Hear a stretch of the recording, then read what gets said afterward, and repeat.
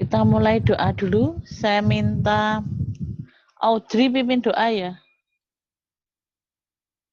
Nuhun sewu Bu Novela, Oh. jenengan masih di ruang utama Bu Novela. Oh ya, sebentar. Diklik.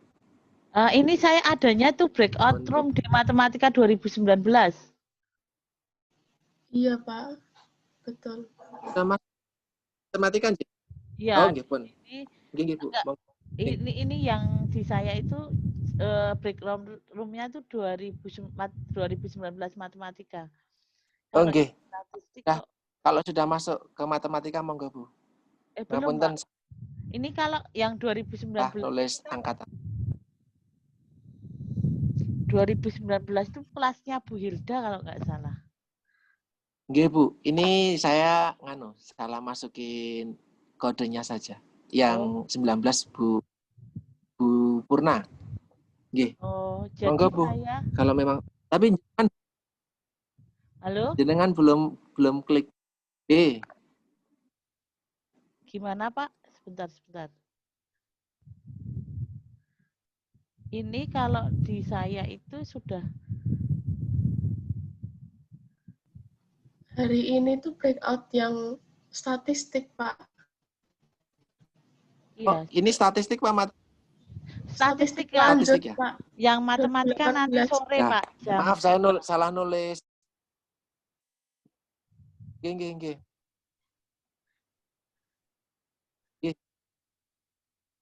Jadi saya join di kelasnya ini.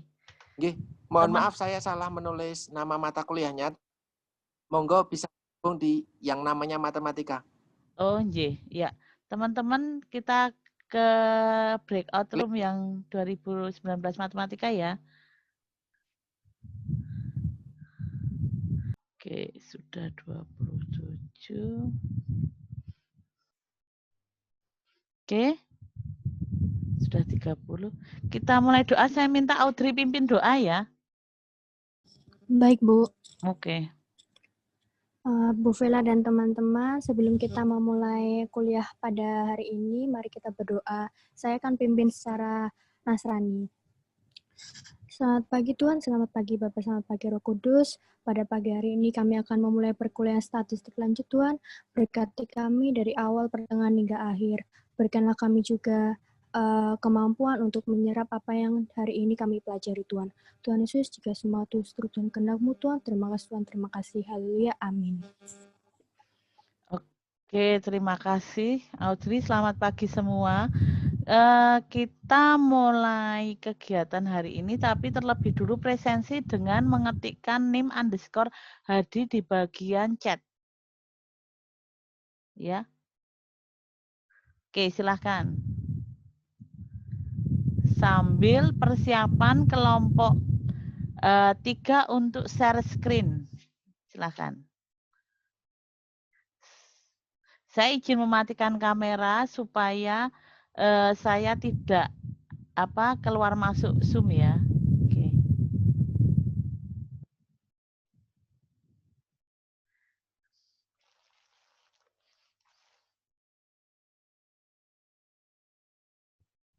Silahkan presensi yang belum, dan saya minta kelompok 3 silahkan untuk mulai share screen untuk presentasinya.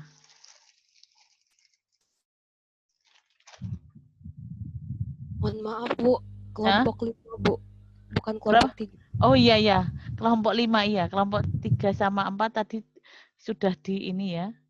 Sudah di mana? Punyanya Bu Hilda ya. Oke, silahkan.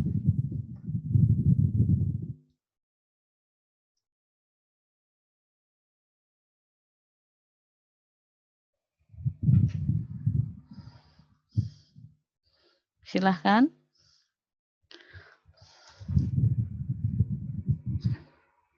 Sudah, silahkan kelompok 5 yang ini, yang menjelaskan.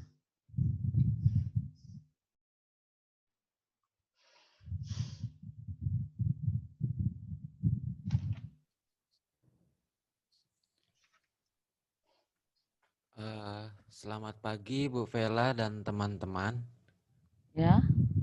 Kami dari kelompok 5 akan mempresentasikan hasil diskusi kami, yaitu tentang hubungan antara aktivitas fisik dengan kelebihan berat badan pada mahasiswa sarjana gizi semester 5 Stikes Pantirapi Yogyakarta.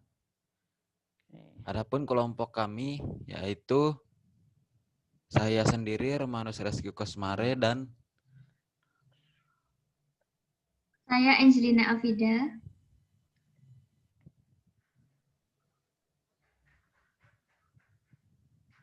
Oke. Saya Keisha Novita Manalu. Ya.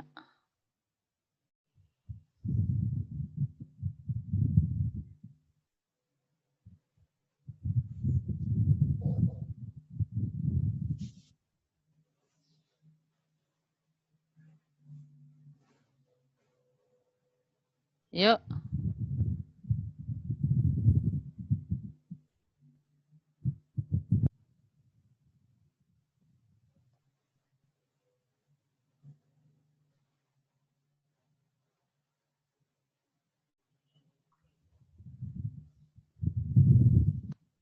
Next.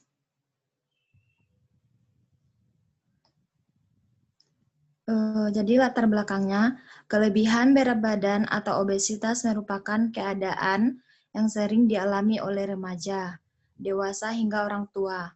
Kegemukan sering dialami oleh remaja karena pola hidup yang kurang sehat, seperti pola makan yang melebihi porsi, keadaan ekonomi, pengetahuan, genetik, dan kurangnya aktivitas fisik yang akan menimbulkan ketidakseimbangan antara energi yang masuk dan energi yang keluar.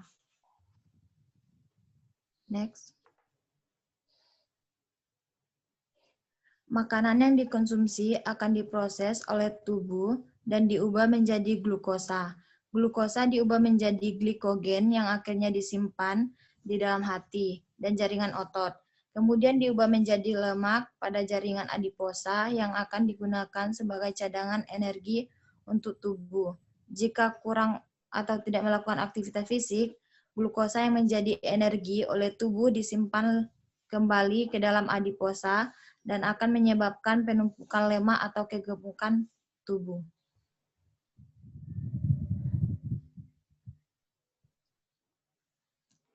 Rumusan masalah penelitiannya, bagaimana tingkat aktivitas fisik mahasiswa sarjana gizi semester 5 di Stikes Pantirapi Yogyakarta? Kedua, adakah hubungan antara aktivitas fisik dengan kelebihan berat badan pada mahasiswa sarjana gizi semester 5 di Stikes Pantirapi Yogyakarta? Tujuan penelitiannya itu untuk mengetahui tingkat aktivitas fisik mahasiswa sarjana gizi semester 5 di Stikes Pantirapi Yogyakarta. Kedua, untuk terdapat hubungan lebih pada mahasiswa sarjana gizi semester 5 di Stikes Pantirapi Yogyakarta.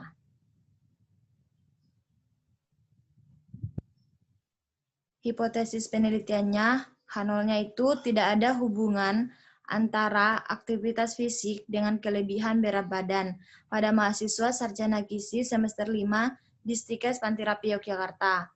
H-nya, ada hubungan antara aktivitas fisik dengan kelebihan berat badan pada mahasiswa sarjana gizi semester 5 di Stikes Pantirapi Yogyakarta.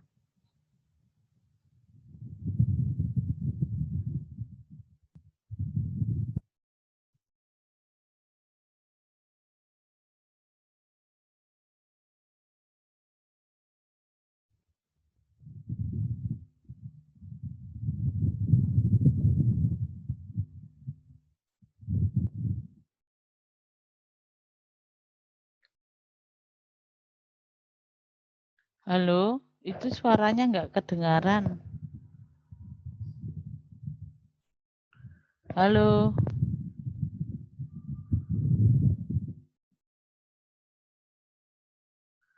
Yang menjelaskan siapa ya ini? Dani, Bu. Oh, nggak ada suaranya. Ya udah.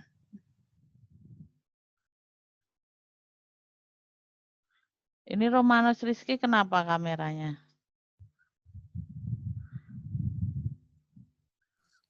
Gak tahu Bu, kamera saya memang gini kalau pakai Oke. di laptop Bu. Oke. Dani itu di mute ya. Jadi saya tidak mendengar penjelasan Anda itu gimana.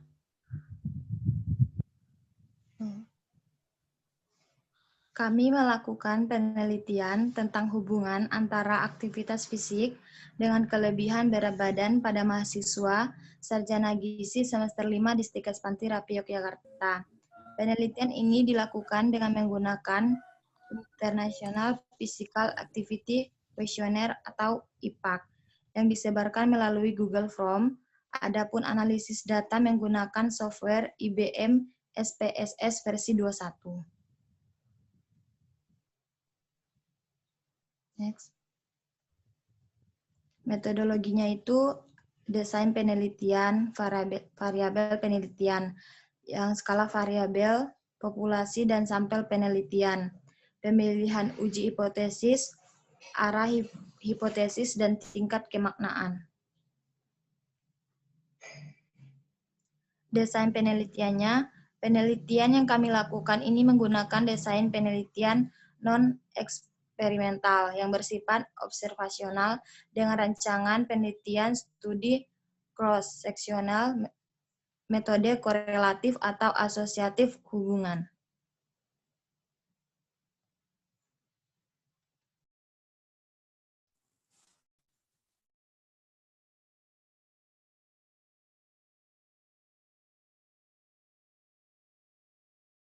Halo?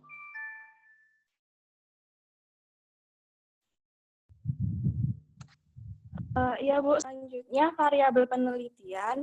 Terdapat 2 variabel penelitian, yaitu aktivitas fisik merupakan variabel independen atau bebas atau penyebab. Lalu untuk kategori IMT, kelebihan berat badan merupakan variabel dependen atau terikat akibat. Next.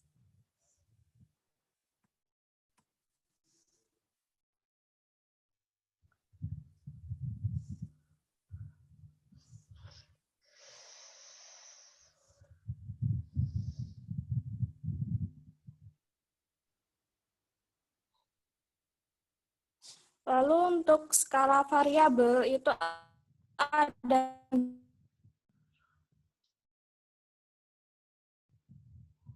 Ini putus-putus siapa ya menjelaskan? Saya nggak dengar Mbak. Halo, adalah halo. Halo, halo. Halo, halo. Tolong jelaskan. Iya Bu. Ini tadi putus-putus.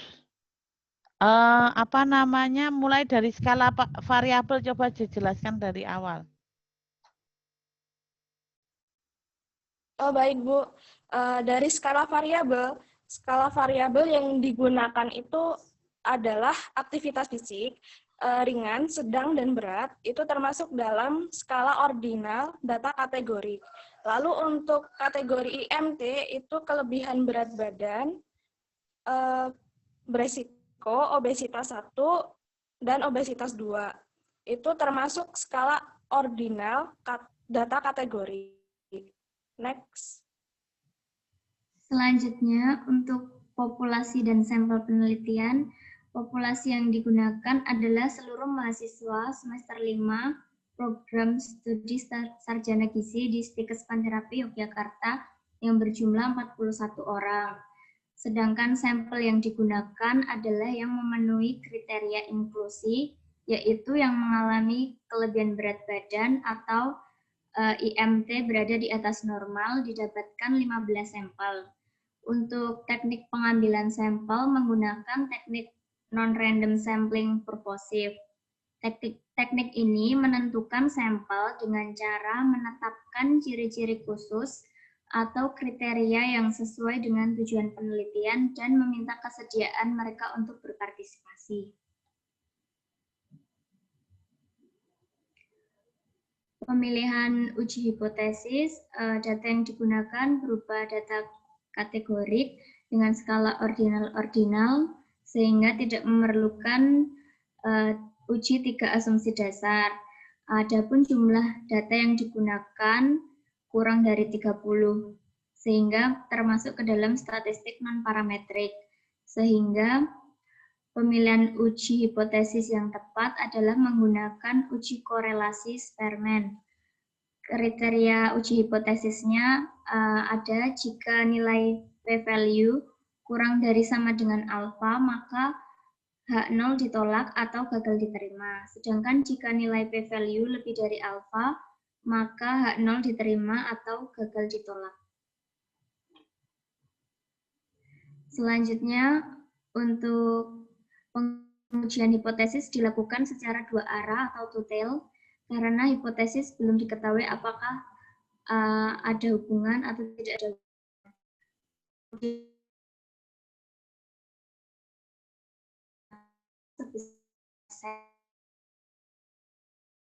Putus-putus. Nilai alfa merupakan nilai batas maksimal kesalahan menolak H0 atau batas maksimal salah dalam menyatakan adanya perbedaan.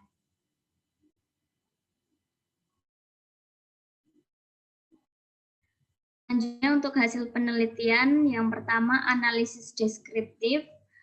Tabel 1 menunjukkan karakteristik responden berupa jenis kelamin dan usia. Berdasarkan tabel di atas, mengenai karakteristik responden dapat diketahui bahwa sebagian besar responden berjenis kelamin perempuan dan sebagian besar responden berusia 20 tahun. Untuk tabel 2 tentang aktivitas fisik responden, tabel 2 menunjukkan bahwa responden yang memiliki aktivitas fisik sedang sebesar 53,3% lebih banyak daripada responden yang memiliki aktivitas fisik ringan, yaitu sebesar 46,7%.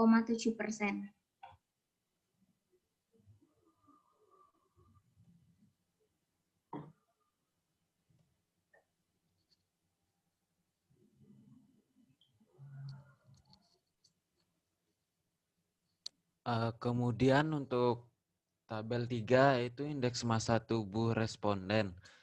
Pada tabel ini kategori IMT yaitu kelebihan berat badan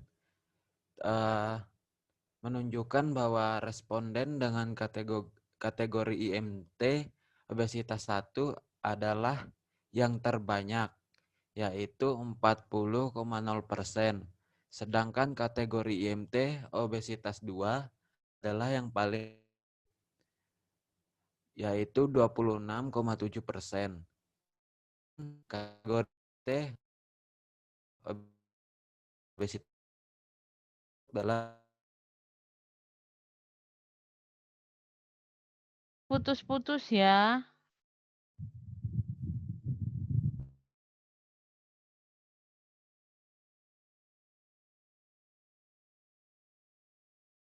obesitas termasuk dalam kelebihan berat badan dikarenakan sudah melebihi status IMT normal.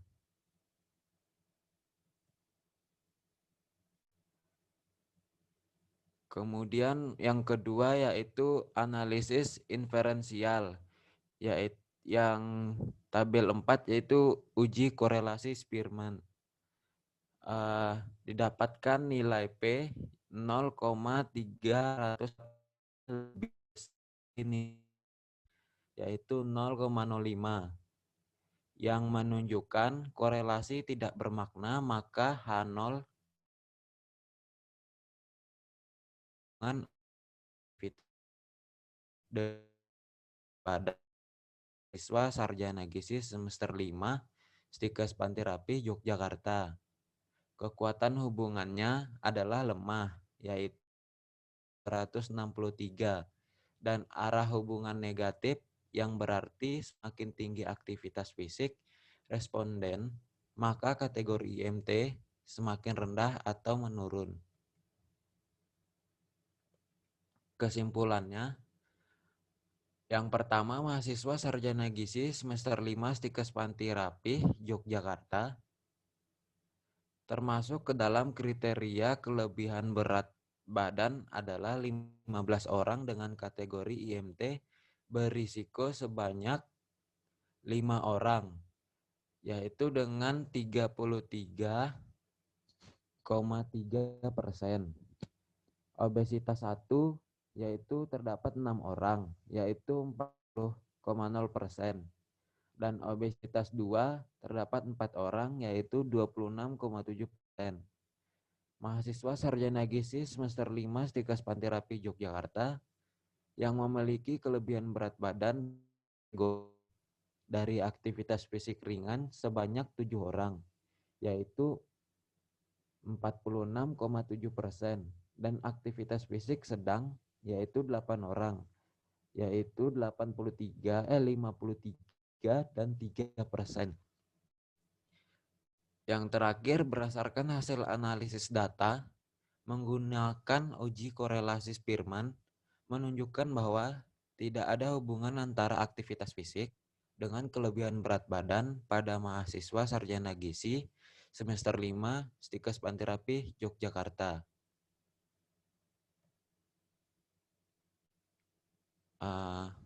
Demikian presentasi dari kelompok 5, kelompok kami.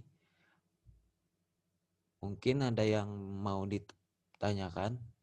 Oke, saya tanyakan. Coba di latar belakang.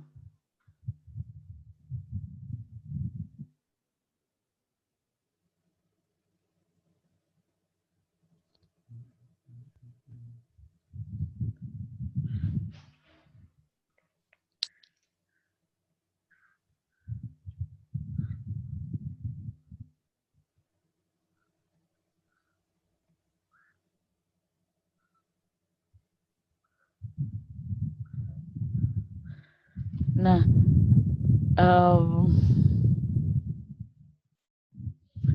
next.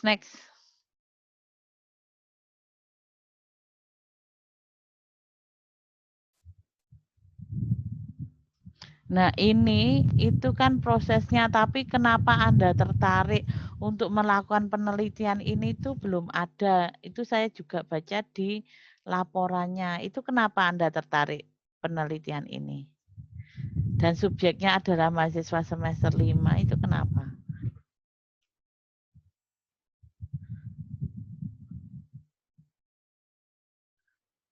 Halo. Menurut kelompok kami, karena di masa pandemi sekarang kan mahasiswa seringkali lebih terfokuskan pada kegiatan belajar daring seperti mengerjakan kuliah seperti itu. Ya. Jadi lebih mencari yang efisien, cepat gitu, maka konsumsi. Terus kami ingin. Halo? Iya, seperti itu. Terus iya, Bu, terus karena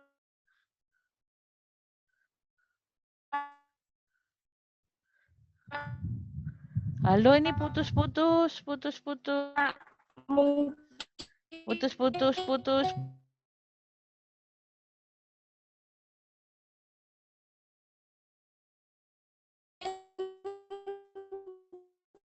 Ini putus ya.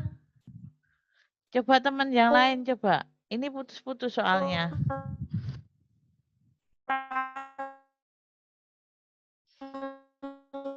Aduh. Aktivitas fisik menjadikan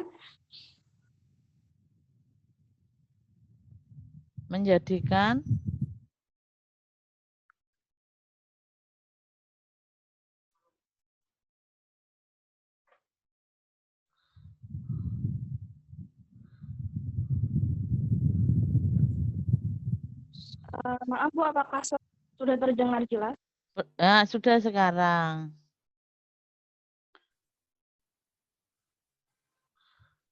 Karena banyak terfokuskan pada ya putus Mbak. Putus-putus.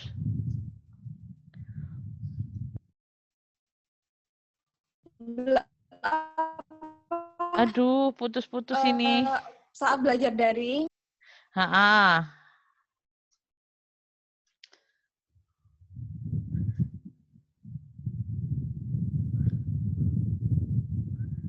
Gimana?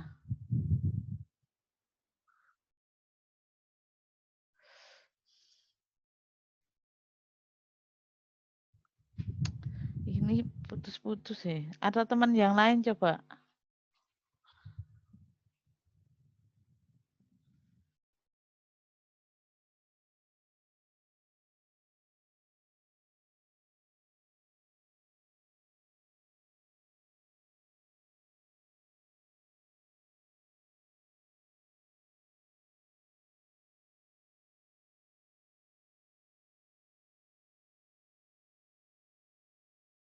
Halo Bu Vela, bisa mendengar suara saya? Halo, iya, bisa.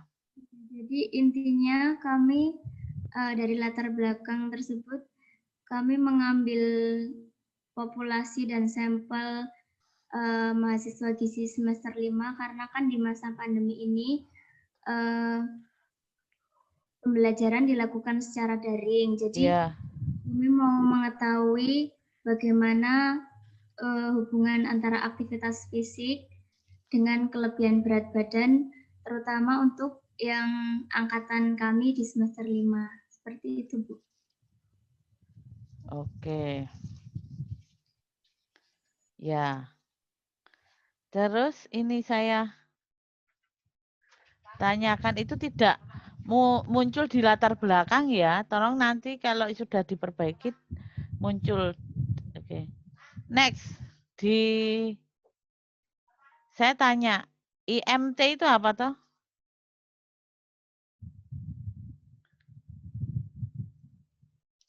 Indeks massa tubuh, Bu. Indeks mata, rumusnya apa? Berat badan dalam kilogram bagi tinggi badan kuadrat dalam sentimeter. Gimana, Mbak? Rumus IM Ya. Itu.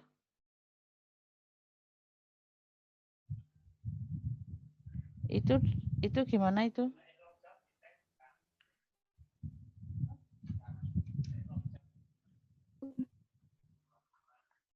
Halo.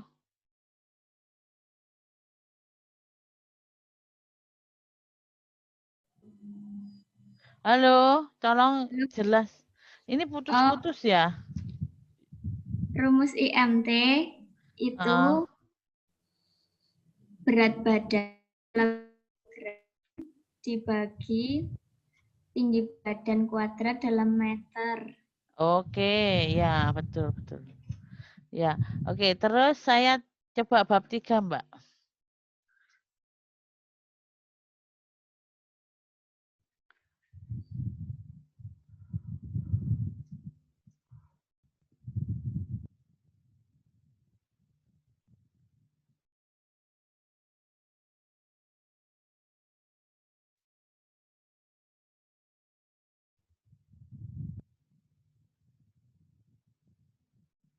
Nah, bab 3.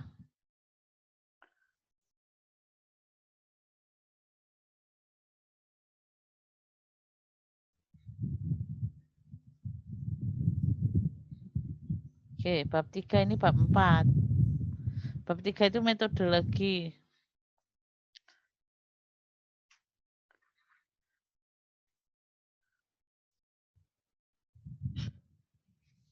Metode penelitian gitu.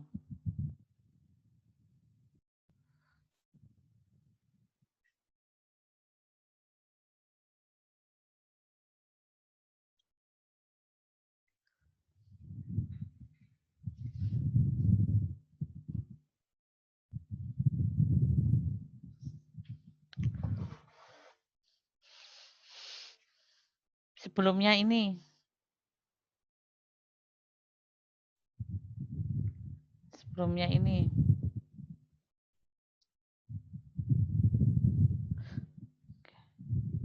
desain penelitian. Penelitian akan bersifat non-eksperimental yang bersifat observasional.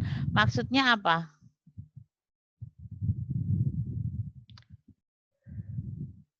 Jadi desain penelitian ini kan termasuk non-eksperimental, artinya kami dari kelompok tidak memberikan perlakuan kepada responden. Jadi hanya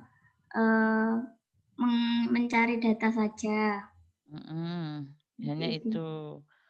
Cross seksional karena di waktu tertentu. Ya, di dalam satu waktu tertentu. Oke, next.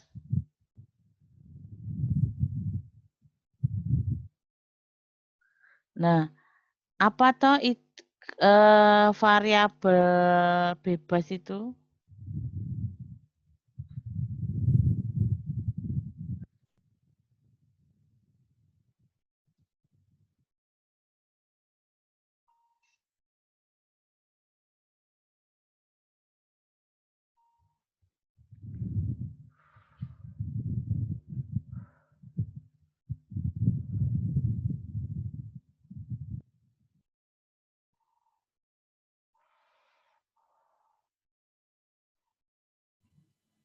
Variabel bebas itu atau variabel independen itu yang mempengaruhi atau menjadi sebab, itu, Bu.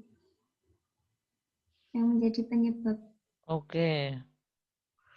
Kalau yang dependent terikat itu? Terikat itu variabel yang dipengaruhi atau yang menjadi akibatnya. Oke, next. Nah, ini skala variabel kan? Aktivitas ringan, sedang, berat itu termasuk skala ordinal. Ya. IMT juga skala ordinal. Oke. Nah, kenapa kok korelasinya pakai Spearman rank? Apakah ordinal itu parametrik atau non parametrik?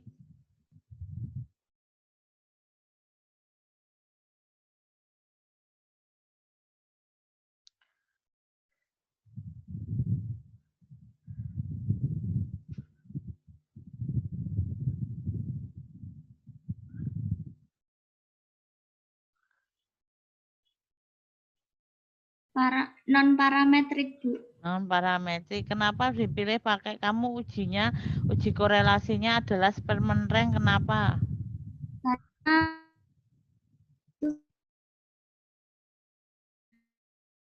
kalau data kategori kan dia distribusinya tidak normal sehingga dia pakai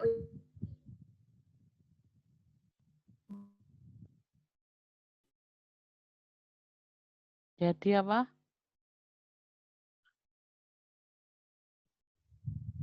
Atau masuk data kategorik yang tidak berdistribusi normal sehingga pakai uji alternatif yang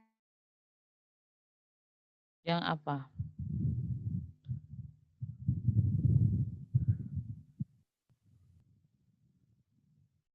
korelasi Spearman, Bu.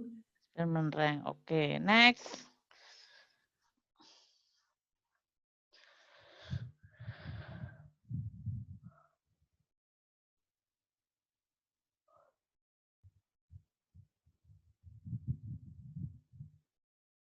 Nah, ini kan mahasiswa 41 ya. Terus digunakan kriteria inklusi. Apa itu kriteria inklusi?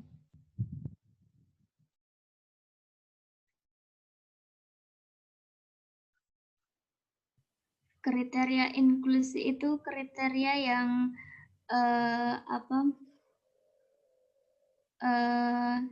yang digunakan untuk memenuhi kriteria dari penelitian kami, yaitu yang termasuk ke dalam IMT di atas normal, Bu. Oke.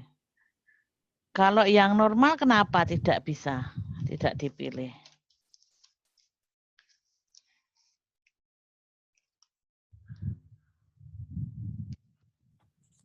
Karena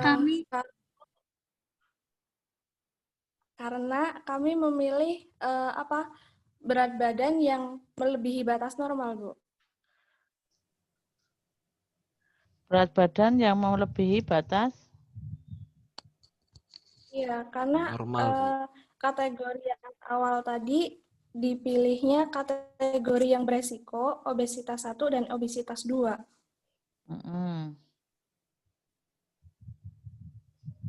Terus?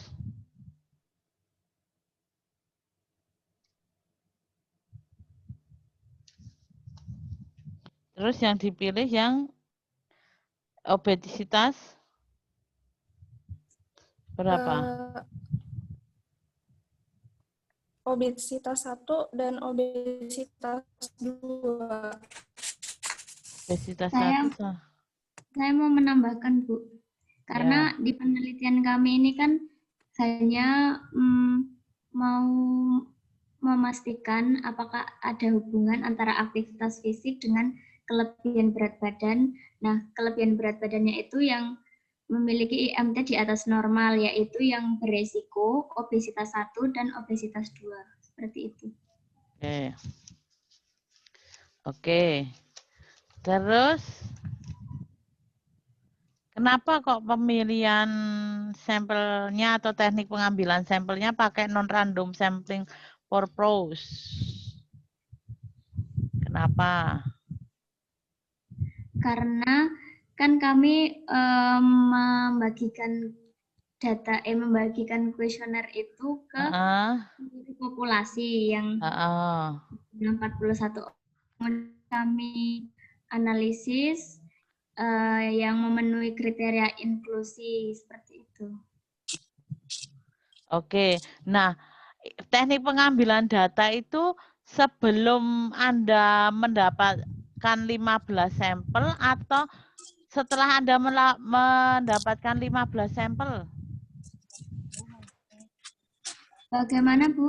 Bisa diulang? Nah, ini ya, kan setelah ini kan ada mahasiswa 41, terus di PPT-nya ya, diagramnya ini, Anda menentukan 15 sampel. Nah, 15 sampel yang Anda peroleh itu setelah Anda menggunakan teknik non-random sampling purpose atau sesudah? Anda memilih ini tuh pakai teknik sampel atau hanya apa begitu loh, 15 ini? Setelah kami mengambil data itu, Bu, lalu kami lihat yang memenuhi kriteria, yang IMT-nya di atas normal, kemudian kami analisis menggunakan SPSS yang 15 sampel itu. Nah, berarti tekniknya itu lebih dulu atau sesudah?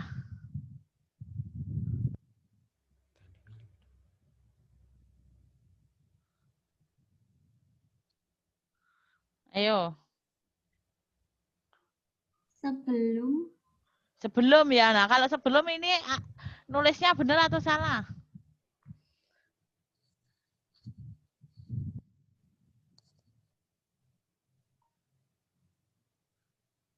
Salah, Bu. Nah, jadi setelah punya populasi dengan teknik tertentu ketemu sampel 15, begitu toh? Iya, Bu. Iya, jadi itu ya, itu di laporan coba diperbaiki. Baik, Bu. Oke, next.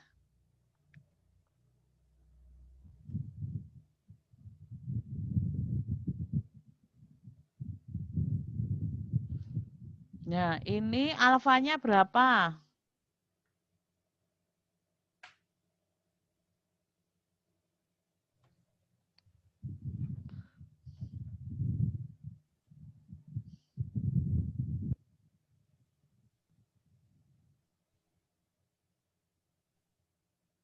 Ayo, alfanya berapa? 5%, Bu. Kenapa memilih 5%?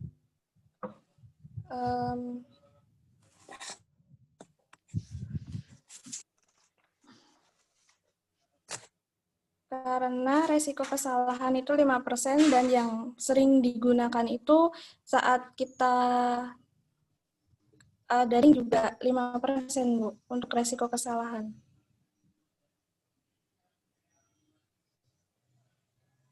Oke, bukan itu ya. Karena apa? Jumlah sampel Anda itu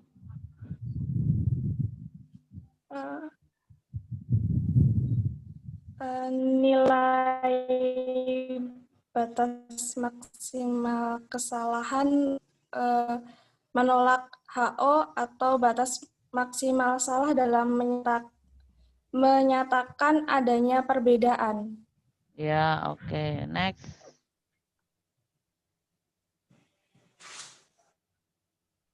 Nah, kenapa kok dilakukan secara dua arah? Dikarenakan hipotesis belum diketahui apakah ada hubungan atau tidak. Kenapa kok dua arah, tidak satu arah? Satu arah pun bisa nggak?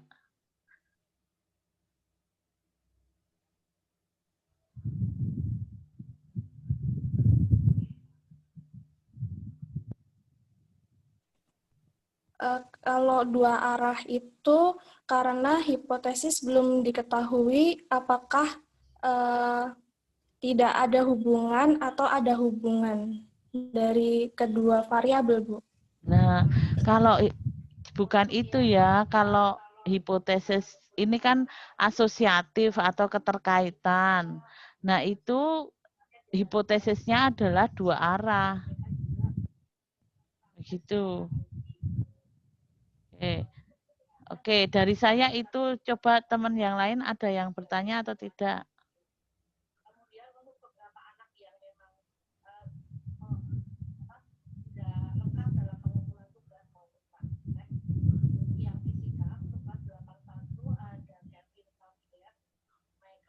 Halo, ada nggak? Kalau tidak ada, next kelompok selanjutnya.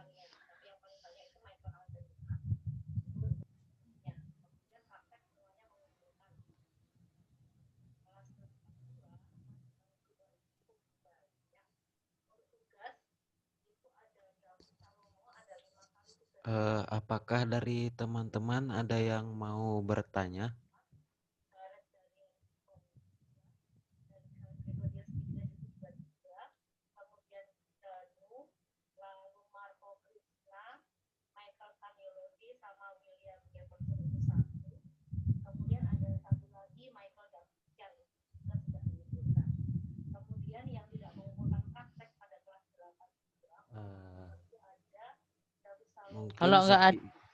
Kalau nggak ada, kelompok berikutnya coba. Ya baik Bu, mungkin sekian presentasi dari kelompok kami ucapkan terima kasih. Selamat pagi Bu Vela dan teman-teman sekalian. Oke.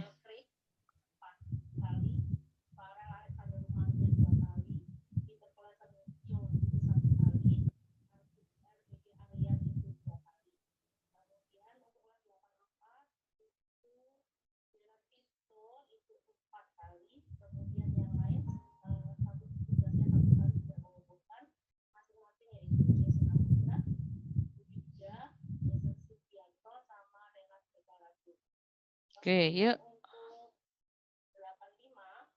Selamat pagi Bu Vela dan teman-teman. Selamat pagi. Kami dari kelompok 6 akan mempresentasikan hasil mini riset kami dengan judul Hubungan Intensitas Konsumsi Fast Food dengan Status Gizi Mahasiswa Gizi Stikes Panterapi semester 5 selama pandemi. Kelompok kami beranggotakan saya sendiri Audrey Angelika, Dia Hayot, Erika Ayu, dan Hildeberta Indah. Oke. Next. Latar belakangnya, mahasiswa merupakan masa transisi dari remaja akhir menuju dewasa awal. Pada masa ini, mahasiswa cenderung memikirkan masalah yang menyangkut dengan masa depan, percintaan, dan cita-cita mereka. Hal tersebutlah yang membuat mereka kurang memperhatikan konsumsi makan mereka dan membuat mahasiswa konsumsi fast food. Konsumsi fast food yang berlebihan dapat menimbulkan masalah gizi pada mahasiswa. Halo Mbak, ini suaranya kecil sekali ya. Halo? Ya, udah itu didekatkan. Okay. Ya, sudah. Masalah gizi dapat terjadi karena ketidakseimbangan zat gizi makanan yang dikonsumsi. Permasalahan gizi ini meliputi gizi kurang dan gizi lebih. Faktor lain yang dapat mempengaruhi yaitu kurangnya pengetahuan tentang gizi yang membuat mahasiswa salah dalam memilih makanan. Selama masa pandemi ini, intensitas mengkonsumsi fast food cenderung meningkat dengan didukung adanya aplikasi online. Aplikasi online memudahkan mahasiswa dalam mendapatkan makanan tersebut. Selain itu, fast food juga pasti tersedia di rumah mereka seperti mie instan dan makanan beku. Next. Rumusan masalah, apakah terdapat hubungan antara intensitas konsumsi fast food dengan status gizi mahasiswa gizi Stikes Panterape semester 5 selama pandemi? Lalu tujuan penelitian ini untuk mengetahui hubungan antara intensitas konsumsi fast food dengan status gizi mahasiswa gizi Stikes Panterape semester 5 selama pandemi.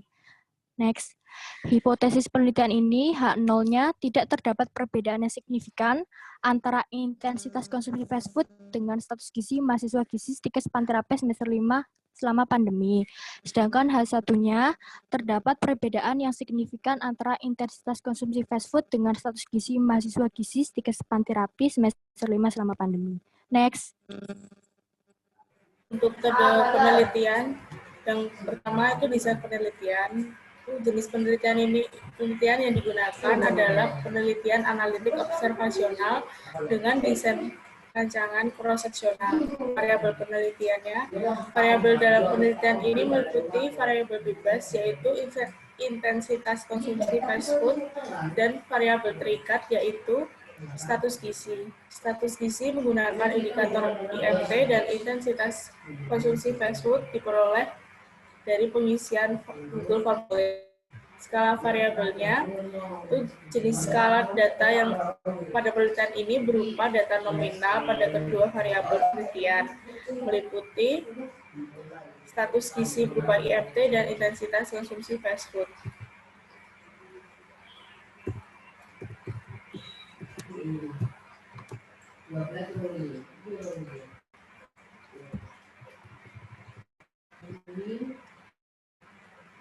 Selanjutnya itu ada populasi dan sampel penelitian. Populasi pada penelitian ini adalah mahasiswa sarjana gizi semester 5 di Stikes Panterape sebanyak 41 orang. Besar sampel dalam penelitian ini adalah 41 orang yang diambil dengan teknik total sampling. Kriteria responden pada penelitian ini adalah mahasiswa dalam rentan usia 18 sampai 23 tahun, masih aktif dalam perkuliahan, dan bersedia menjadi responden. Rancangan analisis data, uji hipotesis. Uji hipotesis pada penelitian ini menggunakan uji hipotesis komparatif atau perbandingan, yaitu mengetahui ada tidaknya intensitas konsumsi fast food dengan status gizi. Penelitian ini menggunakan pengujian komparatif Chi-square dan diolah dengan menggunakan program SPSS 21. Dalam penelitian uji dasar pemilihan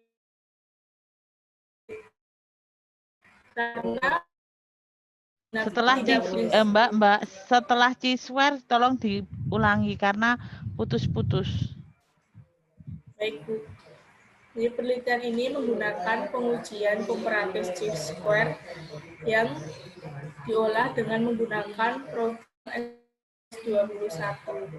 Dasar pilihan uji penelitian ini karena data yang digunakan tidak berdistribusi normal dan berskala data nominal.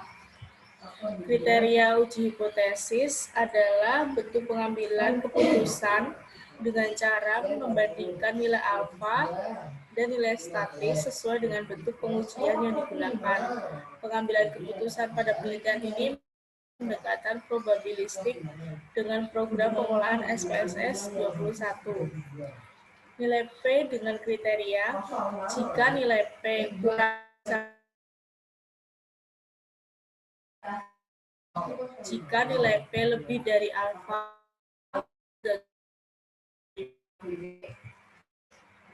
Tingkat kemaknaan merupakan batas menerima HO. Makna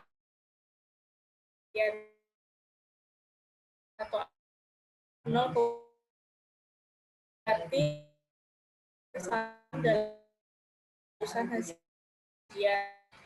arah karena penelitian belum jelas positif atau negatif. Yang pertama itu analisis deskriptif. Itu yang pertama ada tabel statistik responden. Tabel 1 menunjukkan bahwa sebagian besar responden berusia 20 tahun 1% dan didominasi oleh responden berjenis kelamin perempuan, yaitu 87,8%. Yang kedua, yang pada tabel 2 yaitu distribusi antropometri responden. Tabel 2 menunjukkan sebagian besar responden memiliki status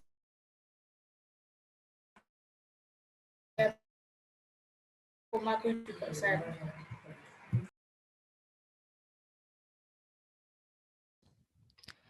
Di tabel 3, itu ada distribusi intensitas konsumsi fast food responden.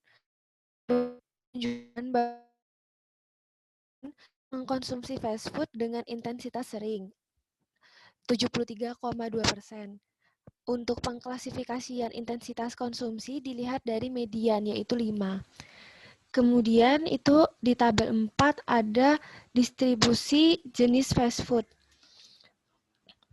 Tabel 4 juga menunjukkan jenis fast food yang paling banyak dikonsumsi oleh responden adalah mie instan, 61%, sedangkan jenis fast food yang sama sekali tidak dikonsumsi oleh responden adalah hamburger. Itu ada 0%. Next. Di tabel 5, itu ada distribusi alasan responden mengkonsumsi fast food.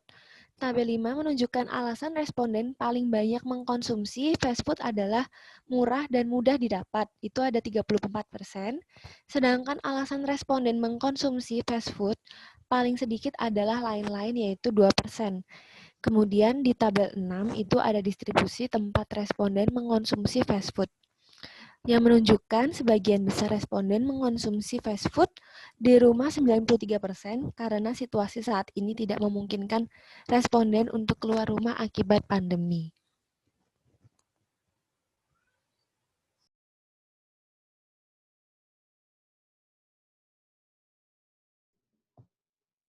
Kemudian untuk tabel 7 itu menunjukkan responden mengkonsumsi fast food paling banyak pada malam hari, besar 51,2%, sedangkan waktu mengkonsumsi fast food paling sedikit pada pagi hari, yaitu sebesar 7,3%.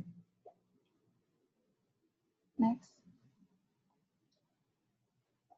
Kemudian hubungan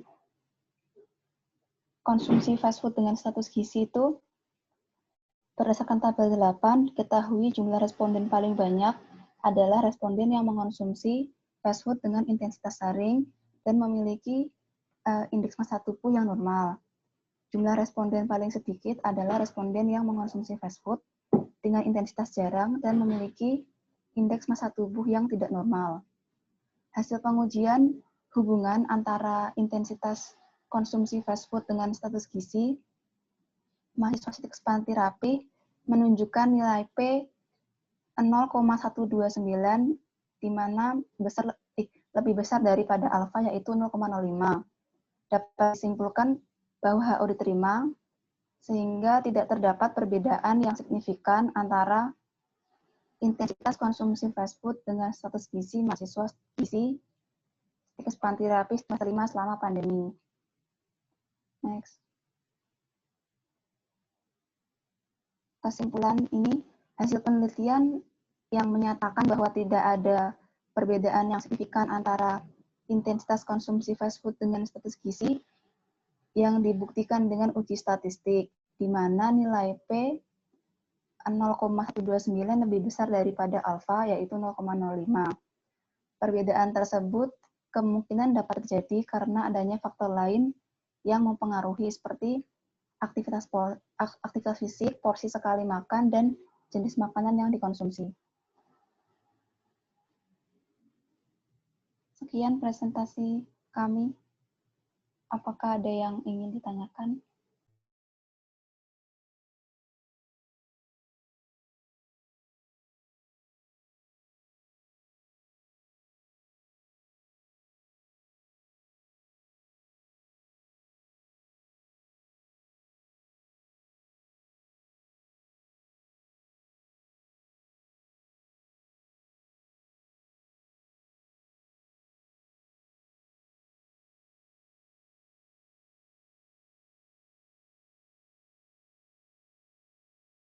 Oke, mungkin teman-teman yang ingin ditanyakan.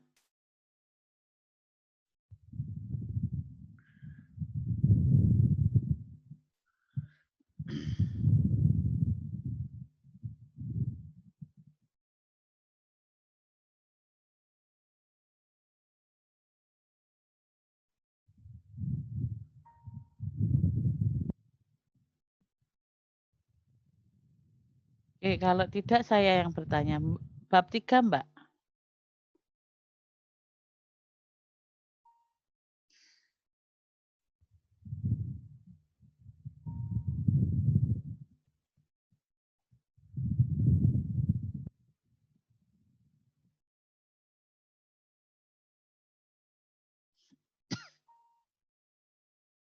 Nah, penelitiannya analitik observasional itu apa ya?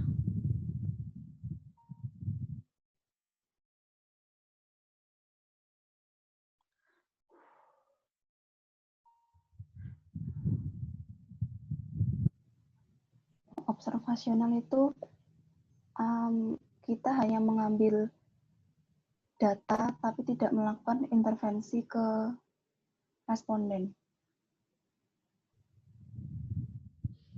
Gimana tadi? Penelitian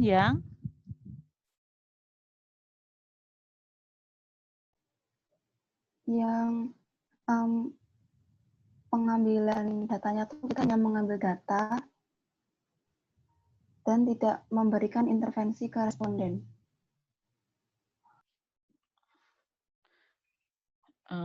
Saya kok belum paham dengan kalimatnya ya. Coba diulangi lagi.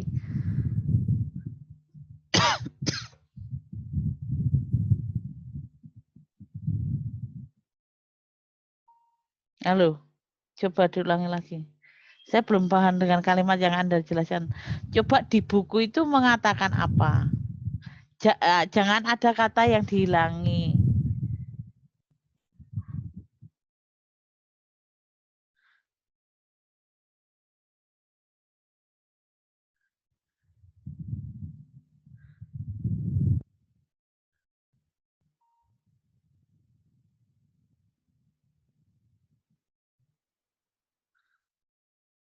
Halo?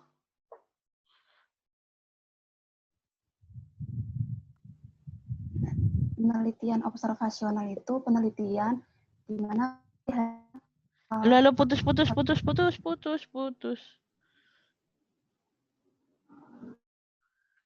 Penelitian di mana peneliti itu hanya melakukan observasi tanpa memberikan intervensi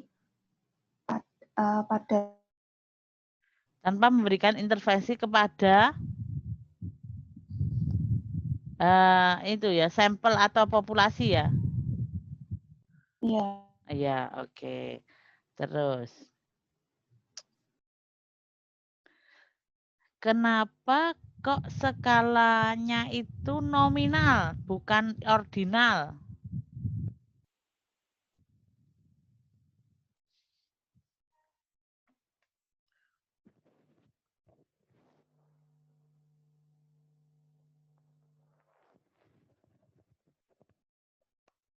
Kenapa skalanya nominal bukan ordinal?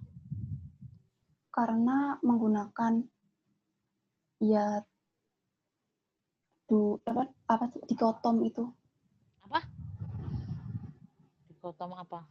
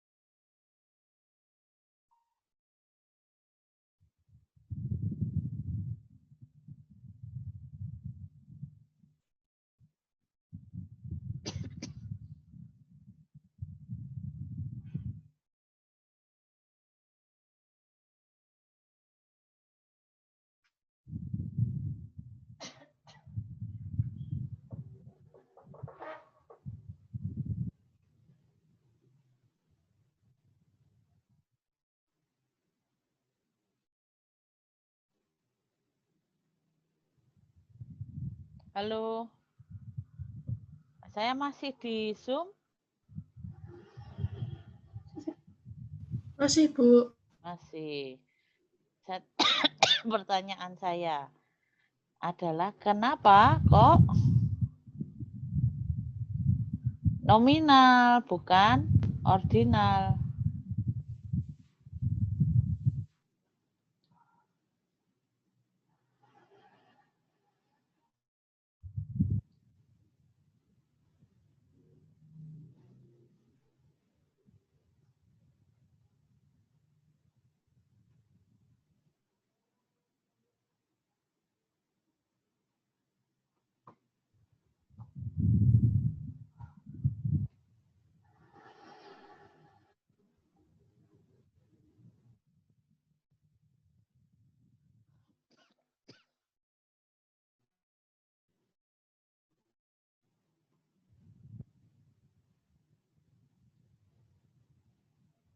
Halo. Karena kalau di skala data ini tuh tidak ada ranking kan, tidak ada peringkat. Sedangkan kalau ordinal itu kan menggunakan peringkat. Ya, sekarang indikator IMT itu indikatornya baik, sedang, kurang itu bertingkat enggak ya?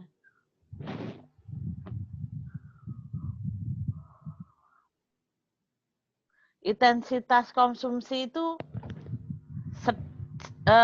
antara sedang, kurang, atau tidak pernah, kadang-kadang, sering itu sama.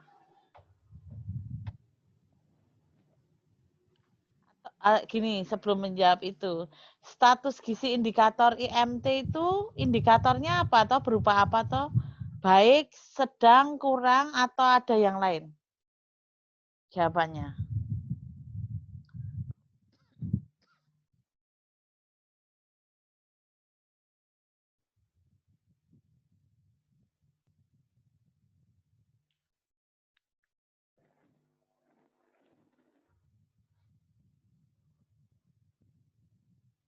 Indikator itu terbagi jadi 3, Bu.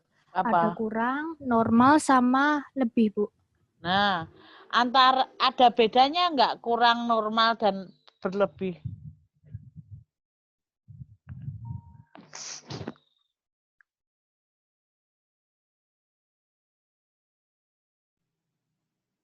Ada, Bu, tapi kalau di penelitian kami buatnya itu jadi 2 gitu, jadi yang normal sama tidak normal. Yang kategori kurang sama lebih itu dimasukkan ke tidak normal gitu, Bu. Oke, kurang dan tidak normal ya. Normal dan Normal berlebih. Tidak normal. Normal dan tidak normal. Itu ada bedanya enggak? Ada. Bedanya apa? Bedanya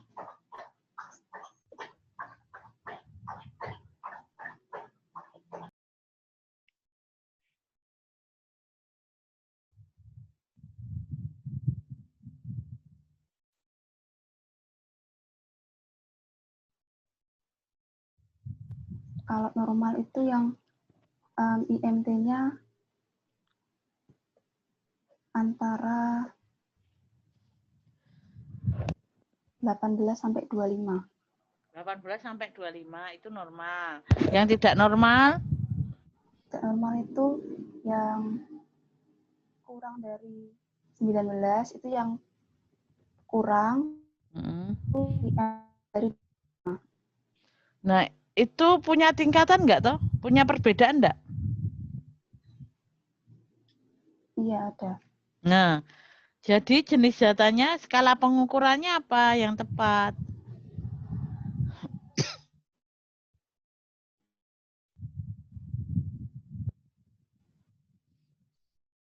Pakai ordinal. Ordinal. Terus intensitas konsumsi fast food itu kalian pilihan jawabannya apa?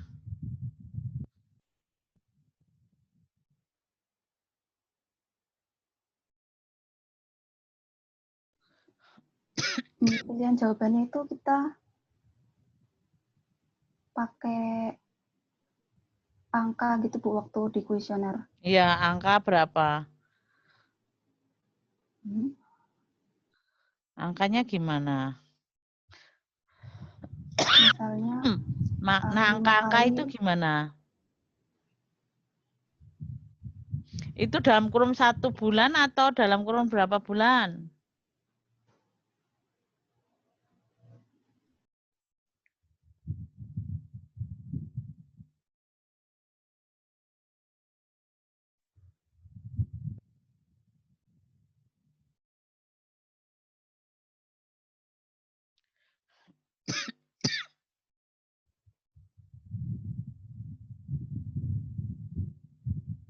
Ayo. Kita menghitungnya per minggu, Bu. Per minggu. Nah, misalnya bisa atau gini, bisa dilihatkan kuesionernya enggak saya dengan jawaban-jawaban pilihan jawabannya. Sebentar ya, Bu. Saya stop share screen dulu. Iya.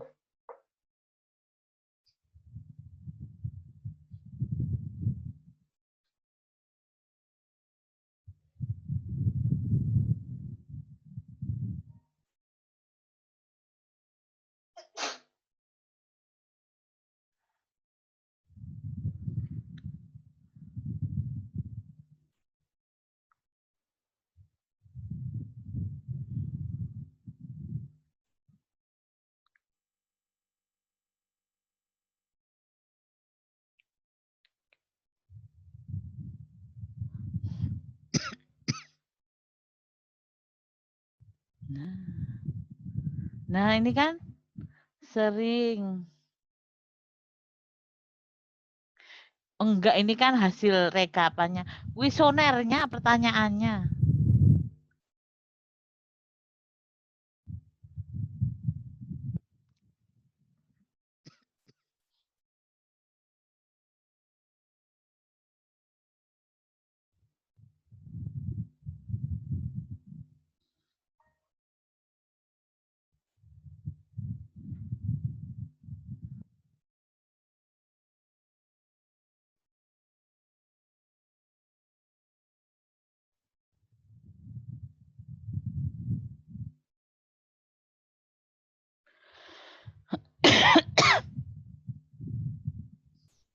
Nah, saya tanya nih frekuensi ya. Kalau misalnya saya itu dalam 1 bulan itu 5 kali, terus Audrey itu dalam 1 bulan hanya 2 kali, itu sama atau beda, setara atau tidak setara?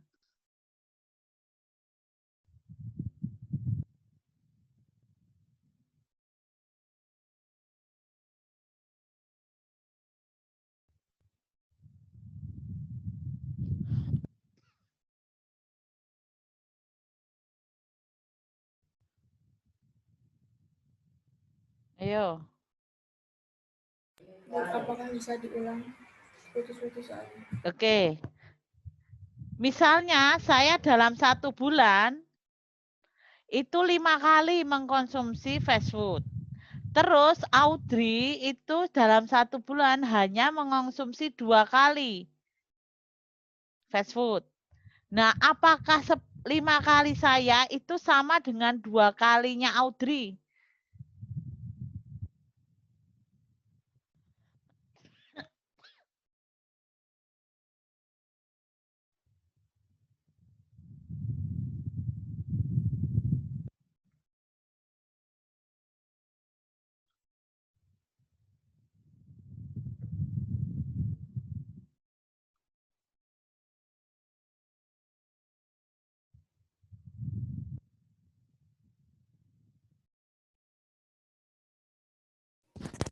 Beda, Bu.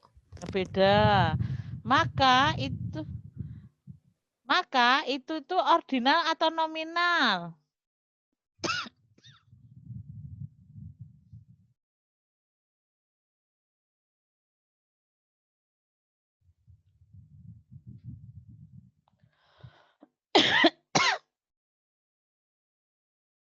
Ordinal, Bu. Ordinal. Jadi, tolong diperbaiki jenis data skala pengukuran Anda ya. Sudah benar atau belum. Nah, itu pengaruh pada ujinya. Anda menggunakan uji apa? Menggunakan uji apa tadi? Nominal. Itu skala ujinya, pengujiannya Anda menggunakan uji apa tadi? Chi-square. Chi-square. Nah, saat kapan digunakan Chi-square itu?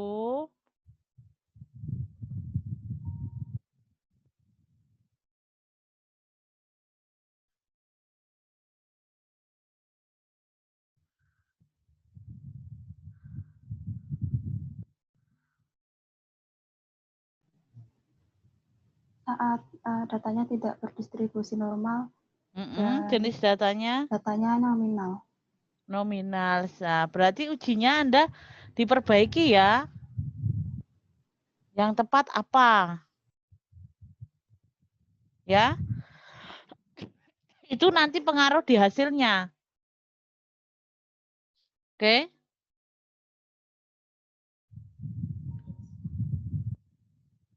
Ya. Baik, Bu. Oke, jadi dari saya itu dulu karena apa? Penentuan skala datanya salah, prosesnya salah, nanti kesimpulannya juga akan berpengaruh. Ya. Oke? Baik, Bu. Oke. Silahkan kalau ada teman lain yang ingin bertanya.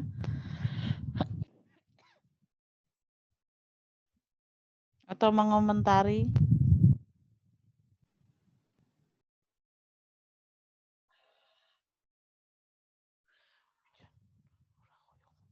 Bu, berarti ini tadi diulangi dari awal, terus nanti dikirim lagi?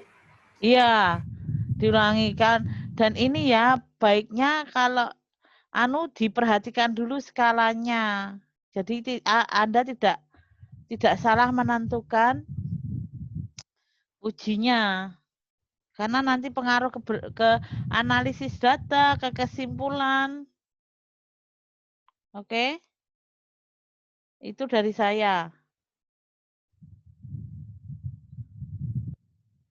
Teman lain ada yang ingin bertanya?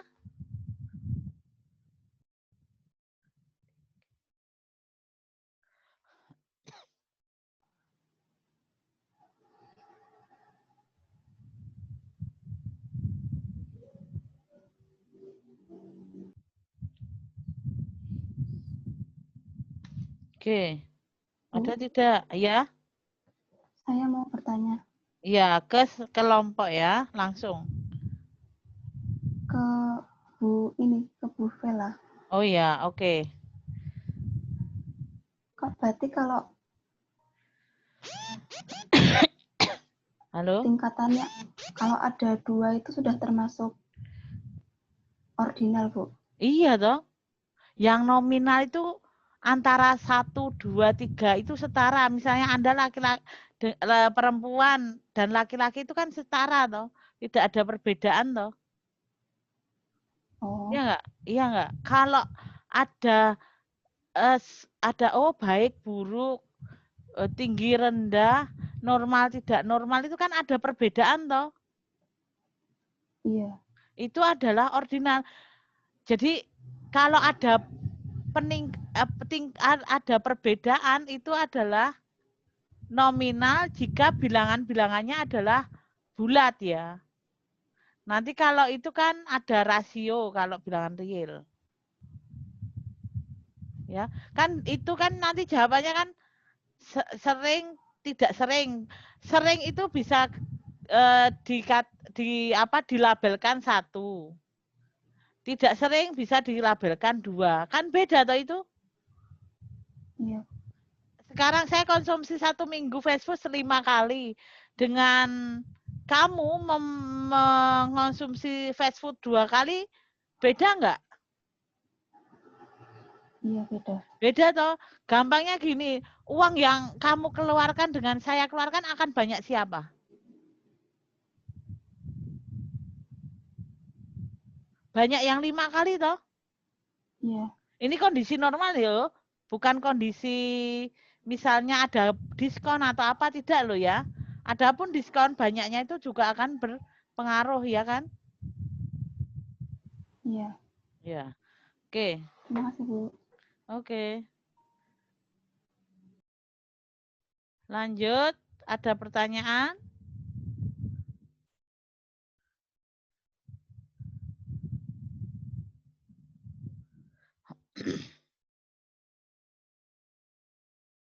Kalau tidak ada, kita tutup doa.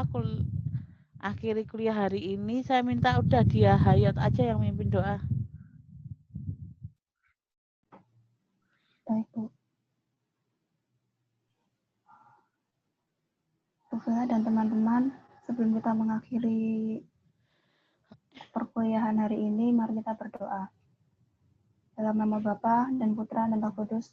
Amin. Ya Tuhan, terima kasih karena Engkau telah memberkati kami dari mulai perkuliahan dimulai hingga selesai ini. Sekarang perkuliahan kami sudah selesai. Kami mohon semoga pembelajaran yang kami terima hari ini bisa kami terima dengan baik dan dapat kami gunakan di kemudian hari. Terima kasih ya Tuhan. Amin. Dalam nama Bapa, Putra dan Roh Kudus. Amin. Oke, terima kasih. Selamat pagi. Kita akhiri Zoom ini. Terima kasih semua. Jaga kesehatan. Selamat pagi. Selamat pagi. Terima kasih, Ya. Bu. Selamat Terima pagi, kasih. Bu. Terima Terima kasih, kasih, Bu. Bu. Terima kasih, Bu. Ya, oke.